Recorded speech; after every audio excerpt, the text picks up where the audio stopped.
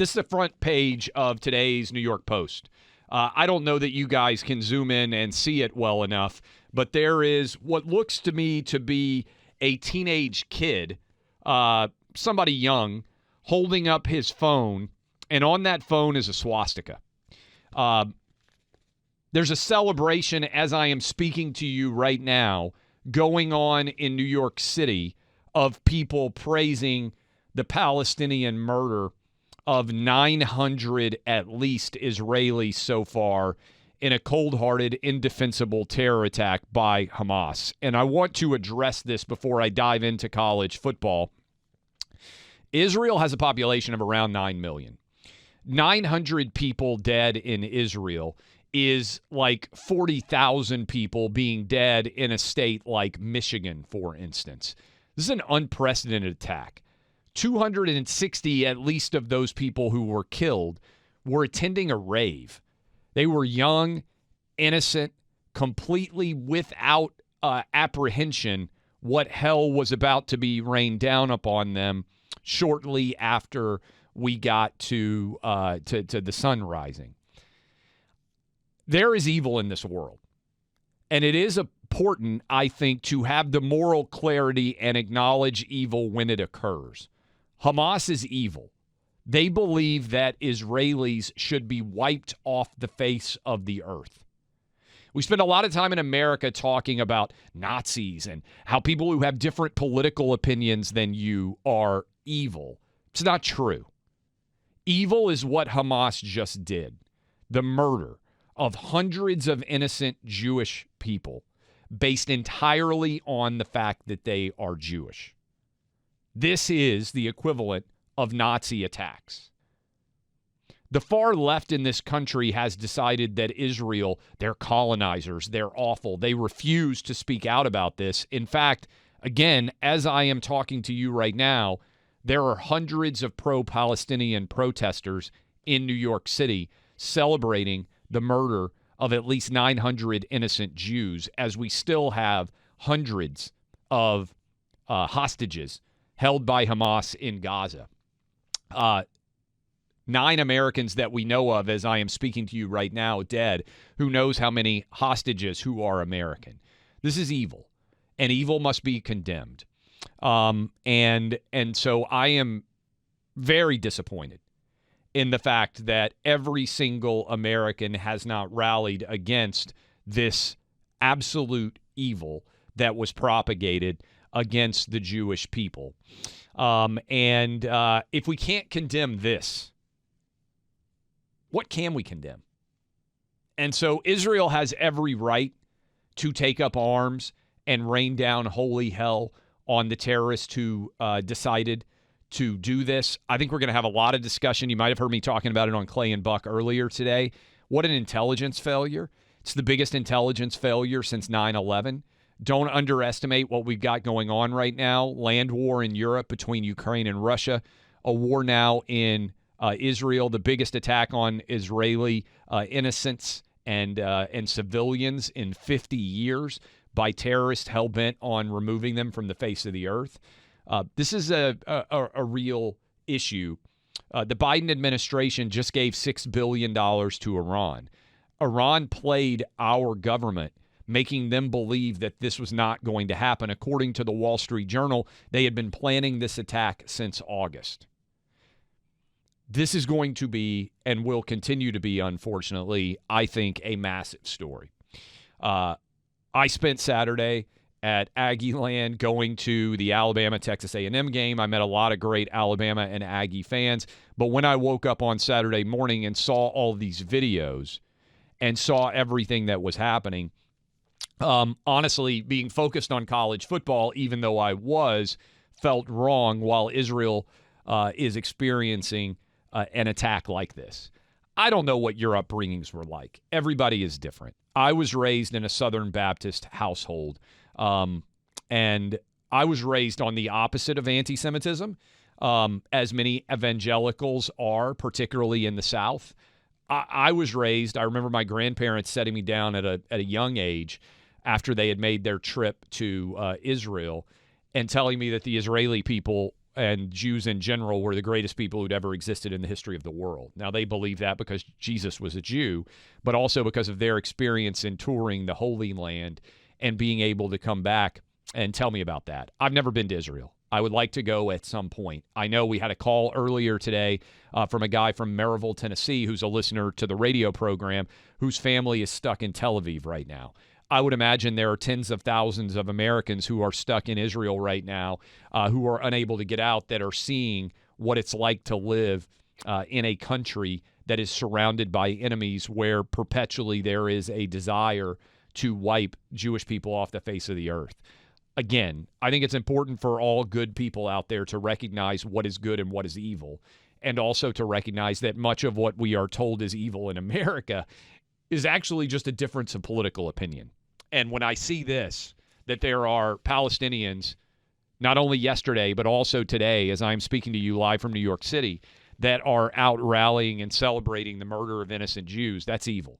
And it must be condemned, and it must be condemned soundly. We hear a lot about, oh, your Trump supporters are Nazis. Like, how dare they? No, this is what real Nazis in the modern day look like. They slaughter innocent women, children, men as well, who did nothing other than be born Jewish. That is a modern day Holocaust. What we just saw, this terror attack, is the direct attribution of murder, of terror, based on a Jewish faith. And so if you want to condemn actual Nazi-like barbaric actions, we are seeing it happen right now in Israel. The reason why I'm in New York City is because of an organization called Tunnel to Towers. And Tunnel to Towers, founded by Frank Siller in the wake of 9/11, has done an incredible job taking care of all of the heroes of 9/11, and they've since expanded their mission to take care of first responders all over the United States, and also military who die while they are in the process of protecting us as first responders or protecting us as members of the military. And for instance, last night they had 3 different widows stand and tell the story of their husbands dying, and Frank Siller and the Tunnel to Towers organization helping to take care of them by paying off their mortgages, giving them homes, and allowing them to focus. All of them had young kids. Reason why I bring that up, the charity golf tournament, their big event of the year, took place at Liberty National, which is just over the river from New York City. There's some incredible views of the Statue of Liberty. I posted a couple of the photos up on social media. You can go see those. I played mediocre, as always, golf. But Frank Siller's organization, Tunnel to Towers, raised over $2 million at yesterday's event.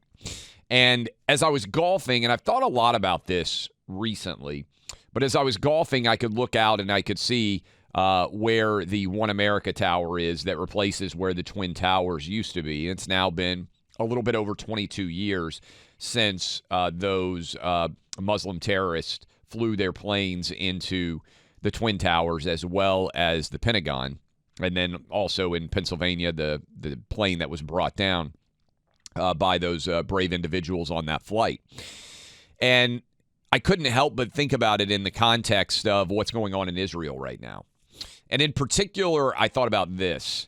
In the wake of 9/11, I'm not sure America has been more united than at that moment at any point in my life. Overwhelmingly, regardless of what your identity was, white, black, Asian, Hispanic, gay, straight, whether you're a man or a woman, Americans were united in understanding what good and evil looked like.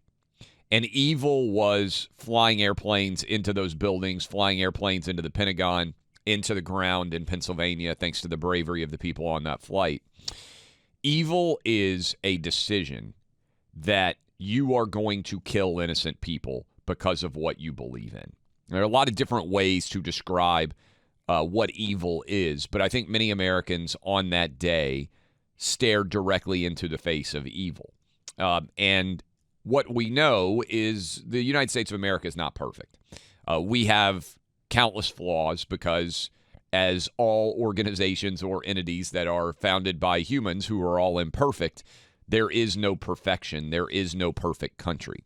The United States is, however, the greatest and freest country to ever exist in the history of the world. No one and no country has ever done more to advance freedom around the globe. And I was thinking about that as the Hamas attack on Israel that has killed over 1,000 Jews just based on being Jewish, and the response that we've seen in the United States. And I've asked this question on the Clay and Buck show before. How would America respond if 9/11 happened today?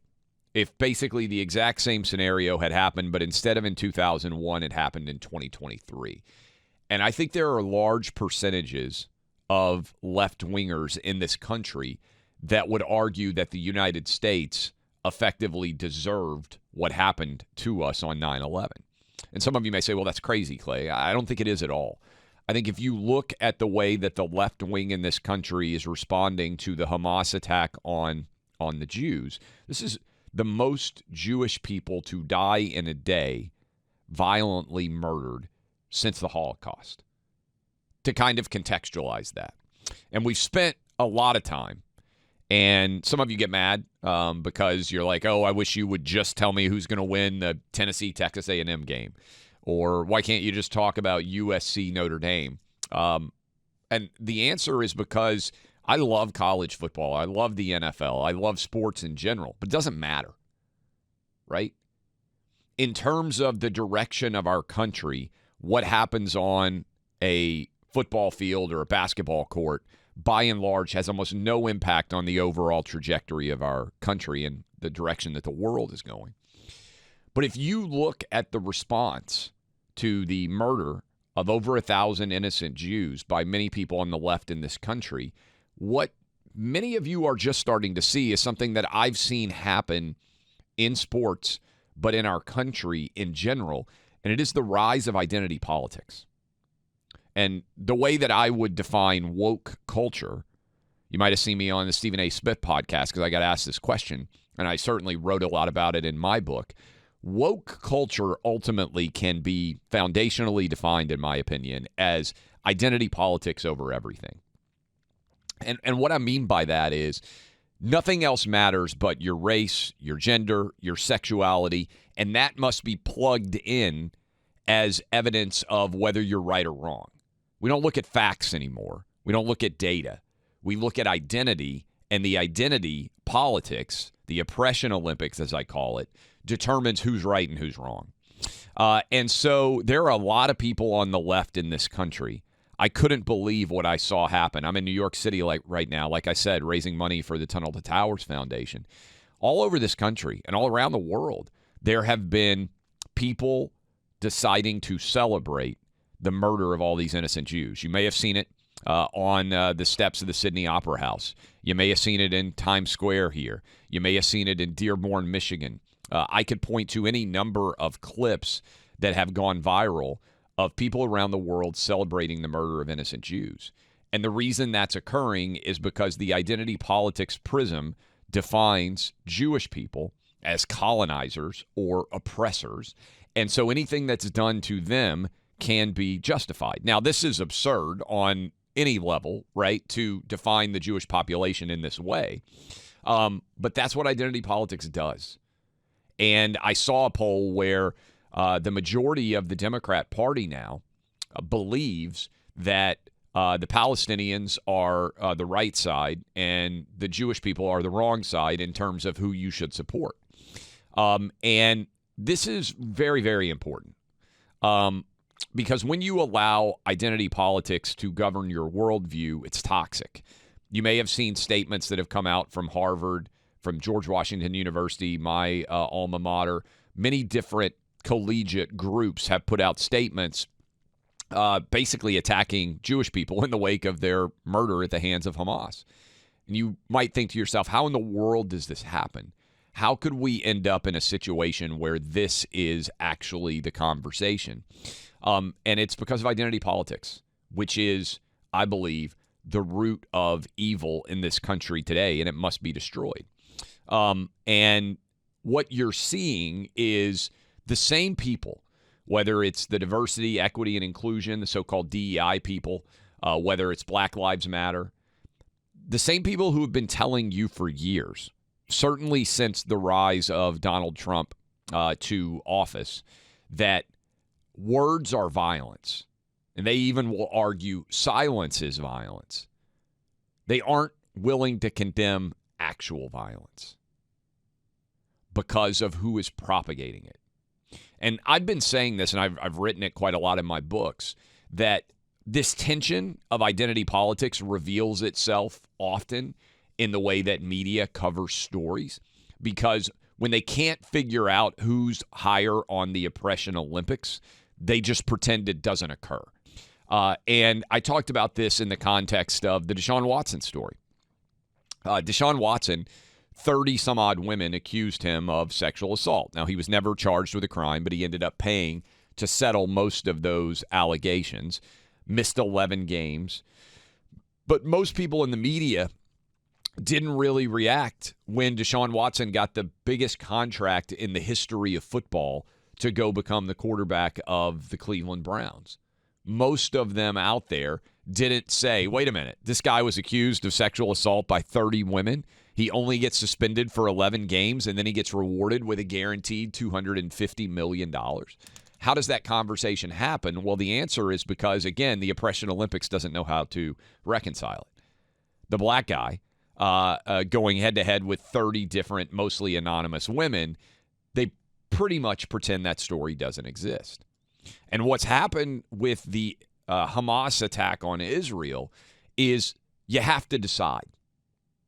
Which side are you on? The one that massacred over 1,000 innocent people? Or are you on the side of Hamas, which massacred over 1,000 innocent people? And you may have seen, and I give credit to her, you may have seen the clip that's gone viral, and we may be able to clip and share this. I give her a lot of credit for doing this. But Rashida Tlaib, who is a congresswoman in the United States, was walking through the halls of Congress, and she was asked, basically, hey, what do you have to say about the massacre of 1,000 innocent Jews? And I give a credit to Hillary Vaughn for asking the questions while walking through the hallways. Rashida Tlaib didn't comment. Rashida Tlaib, who regularly has called the MAGA element and Donald Trump and others, fascists, Nazis, white supremacists, when confronted with true evil and with an easy opportunity to denounce true evil, couldn't do it. She has a flag for Palestine outside of her congressional office. And I think what you're seeing is many people who have ignored the stories that I've been sharing for the past several years, 5, 6, 7 years, as I've talked more and more about serious things that are going on in the world, they don't know how to reconcile this. I mean, the Jewish vote typically is for the Democrat Party. Now, maybe it's, 65-35, something like that breakdown now, but the majority of Jewish people in America still vote for Democrats. I think a lot of them are looking around and saying, wow, how did we get here? How did the Democrat Party that I've always supported end up in a position where substantial members with prominence in the party are unwilling to condemn a terror attack on over 1,000 innocent Jews? The people who have been arguing that if you share opinions that they dislike, you are a Nazi, are unable to condemn and unwilling to condemn the actual mass slaughter of Jews that is the largest since the Nazis did it. And it's all because of identity politics. And so I bring it back to that question that I had on, standing playing mediocre golf at Liberty National yesterday, looking out to the area where the Freedom Tower is and where you used to have the double World Trade Centers, which as a kid I went up in the top of. I imagine many of you did as well if you're around my age and you took a trip to New York City at any point. How would Americans respond? And I think the answer is there's a substantial portion, maybe 20% of this country, that would argue America got what it deserved on 9/11, and that because of our history, that this is the price we should be paying, that we are not on the side of good, that we are evil. And I think that's what you're seeing with the response to Israel. So, again, it's a lot to contemplate. It's a very deep issue, but I do think that it's worth many of you out there, as I'm about to pivot into far less significant stories, think about why this story is being played the way it is and why there is so much sympathy for Hamas slaughtering over 1,000 innocent Jews in, as I've said, the single deadliest day for anyone of the Jewish religion, faith, and ethnicity that we have seen since the Holocaust. It turns out that the real Nazis are not people who say things that you don't like on the internet. They're the people who slaughter Jews, and the Nazi apologists are the people who refuse to condemn it.